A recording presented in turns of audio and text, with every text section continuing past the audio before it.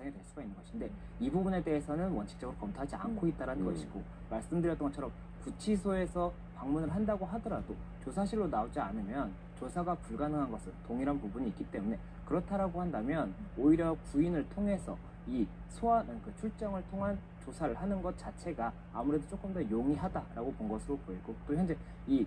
만약에 출석을 하지 않기 때문에 구치소에 방문을 했는데 거기서 조사가 불발됐다라는 것은 아무래도 이 특검의 이런 진행에 있어서 어떠한 걸림돌이 있는 것이 아니냐 이렇게 비춰질 수도 있기 때문에 그런 부분까지도 감안한 판단이 아닐까 생각이 듭니다. 네, 윤 전 대통령 측에서는 이제 구속적부심 청구 여부를 지금 고심 중이다라고 전해지고 있는데 앞서도 뭐 체포 적부심이나 다양한 법적 수단을 굉장히 적극적으로 쓰지 않았습니까? 이번에도 구속 적부심을 청구할 가능성은 좀 크다고 봐야 될까요? 네, 아무래도 그 가능성이 높다라고 점쳐지는 것 같습니다. 그 이유가 말씀 주셨던 것처럼 공수처 당시에 지난 1월에도 구속 상태에 있었습니다. 그리고 당시 체포 적부심이라든지 구속 취소 이런 부분에 대한 청구가 있었고 실제로 구속 취소 결정이 있었지 않습니까? 그렇다 보니 이번 사안 같은 경우에도 구속 적부심이라든지 구속 취소 이런 부분들에 대해서 적극적으로 검토할 것이다 이런 이제 판단이 나오는 것으로 보이고 실제로 윤 전 대통령이 지금 변호인들과는 접견을 여러 차례 진행을 하고 있는데 이것 자체가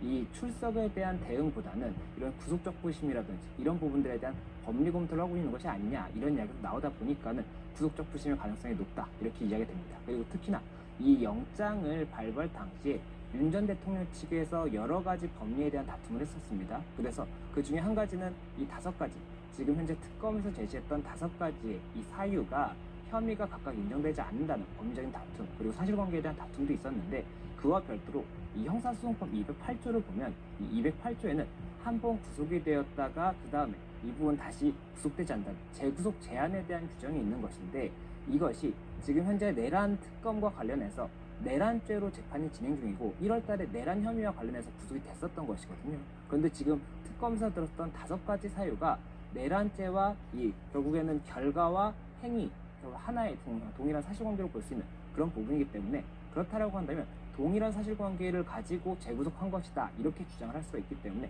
이런 부분들에 대한 법리적 주장을 위해서라도 구속적부심의 가능성이 높지 않나 이런 이야기가 나오는 겁니다. 예, 이번에는 순직 해병 특검